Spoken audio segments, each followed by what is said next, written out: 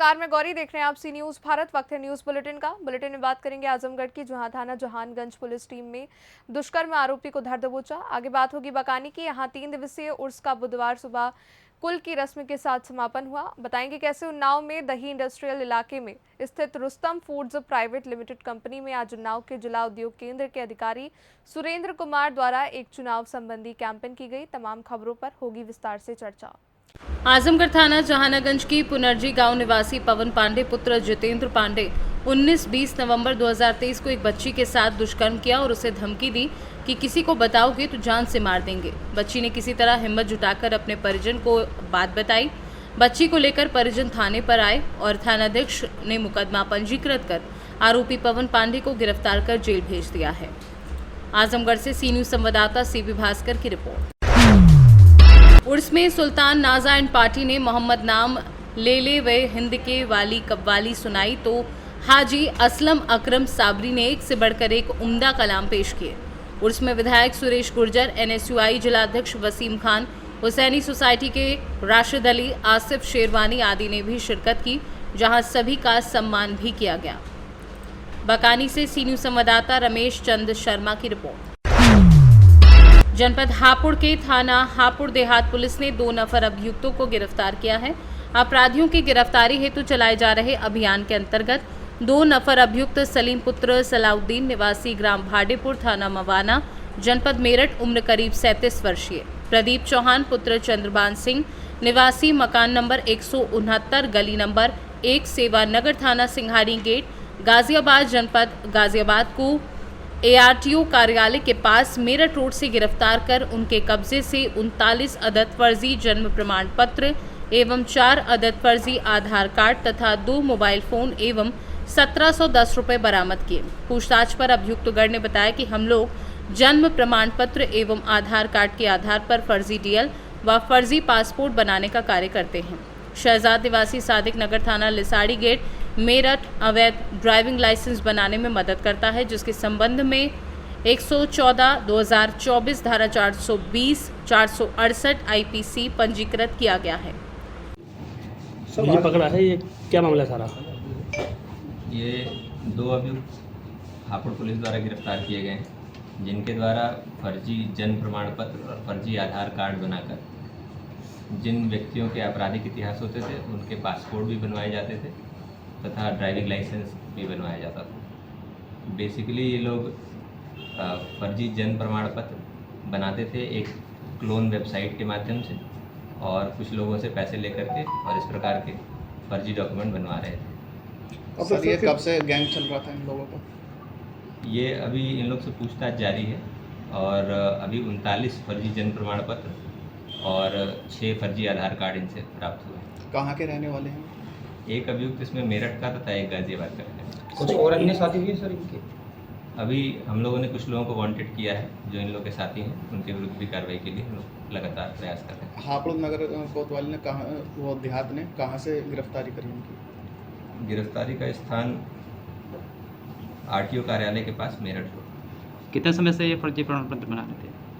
अभी जैसा मैंने बताया 39 फर्जी जन्म प्रमाण पत्र और 4 आधार कार्ड फर्जी इनके पास से मिले हैं। आगे अभी पूछताछ चल रही है। सर, जहाँ ये काम हो रहा था, जो इनके साथी थे और लोग, तो उनके जो साथी थे उनके गिरफ्तारी कुछ है और कुछ? हाँ, उनकी गिरफ्तारी के प्रयास चल रहे हैं, उनको वांटेड। हापुड़ से सी न्यूज़ संवाददाता सचिन सागर की रिपोर्ट।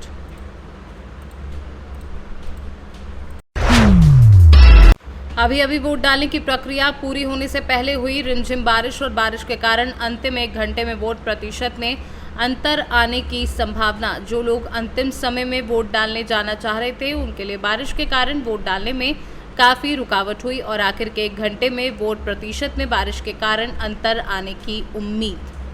सहारनपुर से सी न्यूज़ संवाददाता आशीष शर्मा की रिपोर्ट।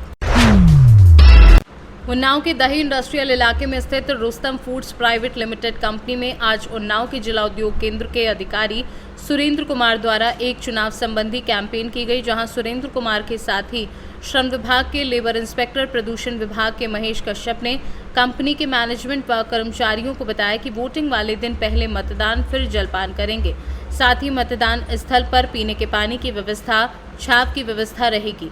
इसलिए आप लोग ज़्यादा से ज़्यादा मतदान करें, लोकतंत्र को मजबूत करने में अहम भूमिका निभाएं। इस दौरान रुस्तम फूड्स के vice president Tanveer Qureshi, Imran, Gufran Akhtar HR manager मौजूद रहे। उन्नाव से सी न्यूज़ संवाददाता अजय कुमार की रिपोर्ट। कल हुबली के BVB कॉलेज कैंपस में फयाज नामक पागल प्रेमी ने नेहा हीरेमठ नामक युवती की धारदार छुरी से बड़ी बेरहमी के साथ मारकर हत्या कर दी। इस घटना को मुस्लिम समुदाय ने गंभीरता से लिया और कातिल फयाज को फांसी की सजा देने की मांग करते हुए मुनवल्ली गांव में प्रोटेस्ट किया। कहा, यह हत्या पूरे समुदाय के लिए एक काला धब्बा है। जात धर्म से बढ़कर इंसानियत अहमियत रखती है। हत्यारे ने बड़े ही बेरहमी से लड़की की हत्या की। इस हत्यारे को फांसी की सजा हो ताकि आइंदा कोई भी ऐसी घटना को अंजाम देने की जरूरत भी ना करे। कर्नाटक से सी न्यूज़ संवाददाता रमजान मुजावर की रिपोर्ट। रायसेन जिले के सांची थाने में पदस्थ assistant sub inspector Raju Yadav की पुत्री दिव्या यादव ने UPSC परीक्षा में 498 रैंक प्राप्त की है। दिव्या की सफलता पर पूरे रायसेन जिले में खुशी की लहर है, तो वहीं रायसेन कलेक्टर अरविंद दुबे और SP विकास कुमार शाहवाल ने दिव्या से मिलकर बधाई दी है। रायसेन कलेक्टर अरविंद दुबे और SP विकास कुमार शाहवाल ने दिव्या से मिलकर उसके उज्जवल भविष्य के लिए बधाई एवं शुभकामनाएं दी हैं। आपको बता दें कि दिव्या यादव ने कठिन परिश्रम करके ये मुकाम हासिल किया है। इसके लिए दिव्या ने लगभग 10 घंटे रोज पढ़ाई की है, तो वहीं 4 अटेम्प्ट देने के बाद दिव्या नर्वस होने लगी थी। तब उसके माता पिता ने दिव्या को समझाया कि प्रयास करो बेटा, तो सफलता जरूर मिलती है। इसी बात को ध्यान में रखते हुए दिव्या ने रात दिन मेहनत की और आज उसे ये सफलता हासिल हुई है। क्या नाम है आपका? मेरा नाम राजू यादव है। राजू जी, आपकी बेटी ने UPSC परीक्षा में 498 रैंक हासिल की, क्या कितना खुशी का माहौल है, क्या कहना चाहेंगे? बहुत अच्छा लग रहा है और बहुत खुशी का माहौल पूरे घर में, परिवार में है, क्योंकि विगत 3 वर्षों से बिटिया उसका UPSC की तैयारी कर रही थी, तो उसको बीच में काफ़ी हताश महसूस कर रही थी। तो हम लोगों ने, मैंने, पत्नी ने वो काफ़ी प्रोत्साहन किया और हिम्मत दी कि ऐसा नहीं, आज नहीं कल तो आपको सफलता मिलेगी, आप मेहनत करती रहो। और उसका परिणाम ये रहा कि इस बार उसकी अच्छी 498 रैंक आई है और काफ़ी खुश हैं हम लोग, और पुलिस परिवार के लिए भी एक बहुत बड़ी उपलब्धि है ये।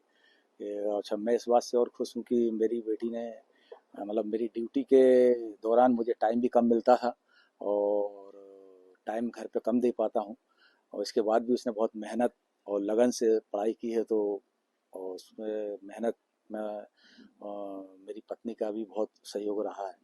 तो बड़ी खुशी हो रही है कि इतना इस रैंक को हासिल की है, तो मुझे बहुत खुशी है।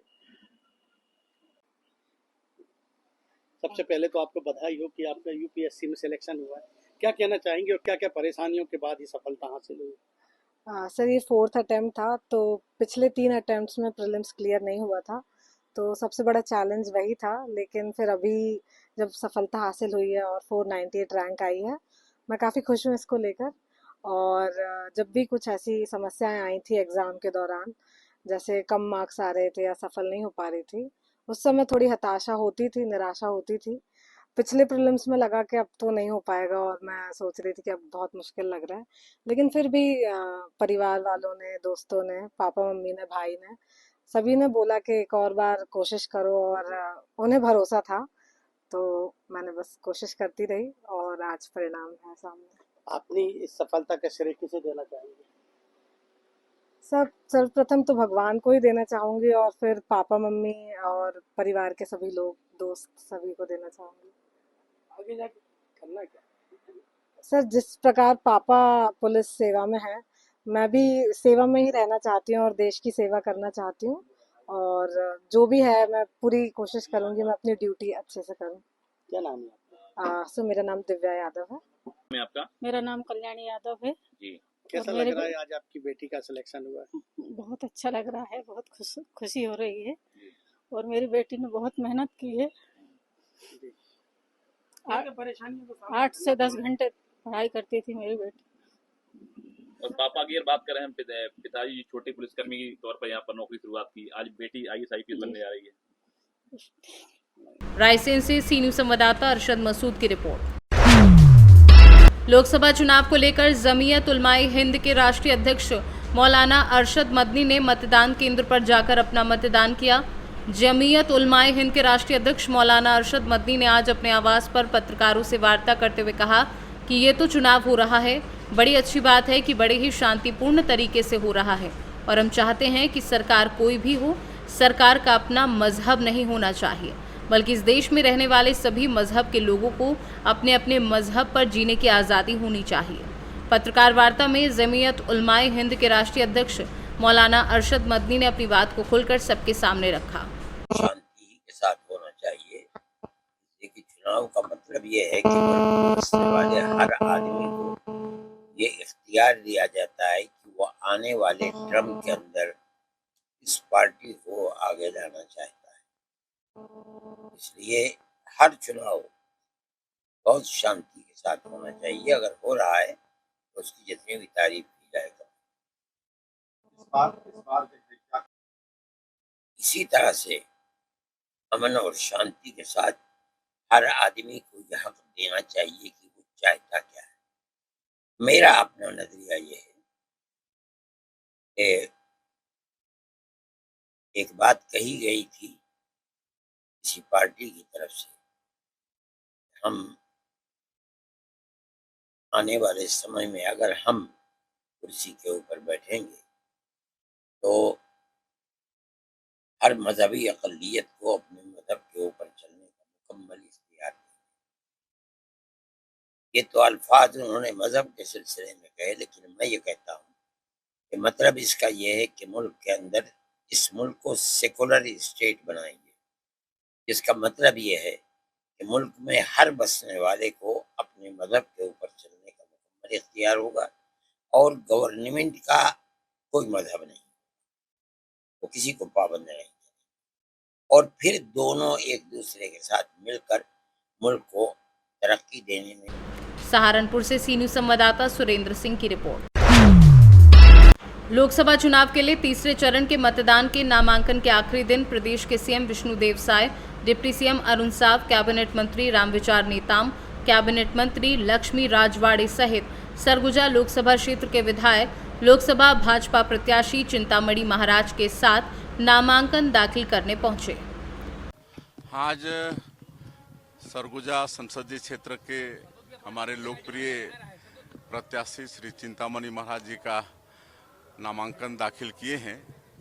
आज उनका नामांकन रैली है जिसमें भारी संख्या में कार्यकर्ता मतदाता उपस्थित हुए हैं, भारी उत्साह है और हम भी आए हैं। हमारे डिप्टी सीएम श्री अरुण साव जी भी आए हैं, हमारे वरिष्ठ मंत्री श्री रामविचार नेताम जी भी हैं, हमारे सभी पार्टी के वरिष्ठ जन हमारे प्रत्याशी जी हैं, श्रीमती लक्ष्मी राजवाड़े जी मंत्री वो भी हैं और आज नामांकन दाखिल किए हैं। कारण क्या है कि हर बार भारतीय जनता पार्टी नया प्रत्याशी देती है? ऐसा नहीं है, पार्टी बहुत सोच समझ के विचार करके जैसा उपयुक्त होता है वैसा टिकट देती है।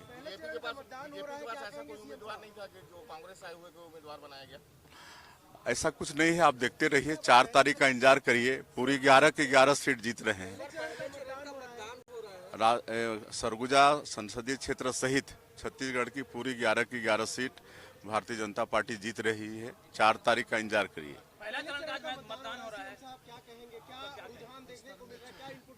देखिए, मुख्यमंत्री के नाते हम रोज 2-3 विधानसभा जा रहे हैं और हमारे मंत्रीगण जा रहे हैं, हमारे डिप्टी सीएम जा रहे हैं, हमारे संगठन के लोग जा रहे हैं और हर जगह सभा में अपार जनसमूह उमड़ रहा है और हर कार्यक्रम में कम से कम 200-250 से लेकर 1500 कांग्रेस के लोग भाजपा प्रवेश कर रहे हैं, जिसमें पूर्व विधायक भी हैं।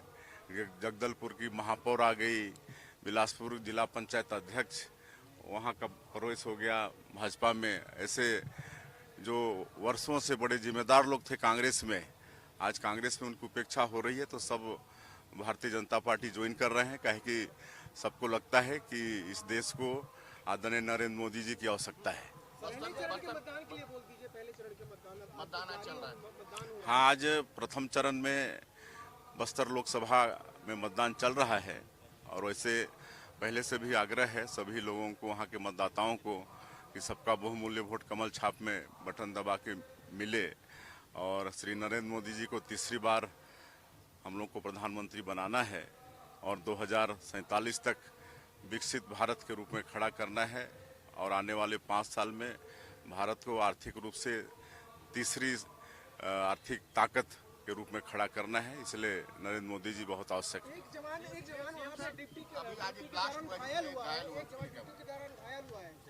कहाँ पर? अब इसकी जानकारी हमको नहीं है। आया होगा तो होता है ये सब।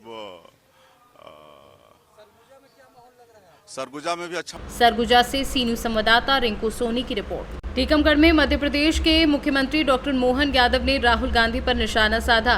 कहा कि हमें दुर्भाग्य के साथ ये कहना पड़ रहा है कि राहुल गांधी ने जो भाषण दिया कि एक देश की बात करते हैं, ये एक संस्कृति की बात करते हैं, इसका मतलब राहुल गांधी के मन में दूसरा देश कौन सा है वह बताएं। वहीं उन्होंने कहा कि पूरे देश और प्रदेश में मोदी जी के नेतृत्व में भाजपा के पक्ष में माहौल बना हुआ है और हम प्रदेश में सभी 29 की 29 सीटें जीतने जा रहे हैं। सबके साथ हमने आज जनता के बीच भारतीय जनता पार्टी के पक्ष में रोड शो किया, जनता से आशीर्वाद मांगने गए। मुझे इस बात की प्रसन्नता है, क्या हिंदू क्या मुसलमान, सारे धर्मों के लोगों ने, सभी समाज के लोगों ने बढ़ चढ़ करके बहुत अद्वितीय स्वागत किया, अभिनंदन किया। आज ही हमारे यहाँ इसी समय माननीय यशस्वी प्रधानमंत्री दमोह में अपनी सभा कर रहे हैं और हमने निर्णय किया कि हमको टीकमगढ़ जाना चाहिए। दोनों स्थान हमारे हैं। यशस्वी प्रधानमंत्री ने आशीर्वाद दिया है, उन्होंने कहा मेरी राम राम बोलना टीकमगढ़ वालों को। निश्चित रूप से पूरे प्रदेश में और देश में यशस्वी प्रधानमंत्री के नेतृत्व में माहौल बना हुआ है और अभी तक के जो रुझान आए हैं 50% से ज़्यादा वोटिंग हो चुका है। लगातार भाजपा के पक्ष में लहर चल रही है पूरे देश के अंदर और मैं उम्मीद करूंगा जैसे रिजल्ट आएंगे हमारे रिजल्ट अद्वितीय रहेंगे। 29 की 29 लोकसभा सीट भाजपा के पक्ष में रहेगी। मेरी अपनी ओर से सभी भाई बहनों का आभार और उम्मीद करता हूं जब तक आखिरी वोट नहीं पड़ जाए हम लगातार मैदान। टीकमगढ़ से सी न्यूज संवाददाता गिरीश कुमार खरे की रिपोर्ट। फिलहाल के लिए बुलेटिन में बस इतना ही। देश और दुनिया की बड़ी खबरों के लिए देखते रहिए आप सी न्यूज भारत।